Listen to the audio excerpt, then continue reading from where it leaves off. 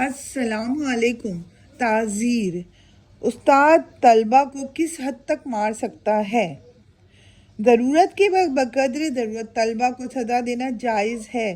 سزا کی کوئی حد مقرر نہیں۔ مختلف افراد اور ان کی قوت برداشت کے اختلاف سے حکم بھی مختلف ہوگا۔ البتہ اصولی طور پر چند امور کی پابندی ضروری ہے۔ نمبر 1، چہرے پر نہ مارا جائے۔ نمبر 2، اتنا نہ مارا جائے کہ جسم پر نشان پڑ جائے، زخمی ہو جائے یا ہڈی ٹوٹ جائے۔ نمبر 3، قوت برداشت سے زیادہ نہ مارا جائے۔ نمبر 4، اگر کوئی معلم مذکورہ بالا باتوں کی رعایت نہیں رکھتا تو وہ خود سزا کا مستحق ہوگا۔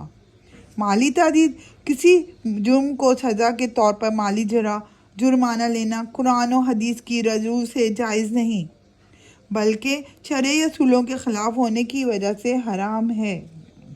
کسی جرم کی سزا کے طور پر مالی جرمانہ لینا قرآن و حدیث کی روح سے جائز نہیں، بلکہ شرعی اصولوں کے خلاف ہونے کی وجہ سے حرام ہے۔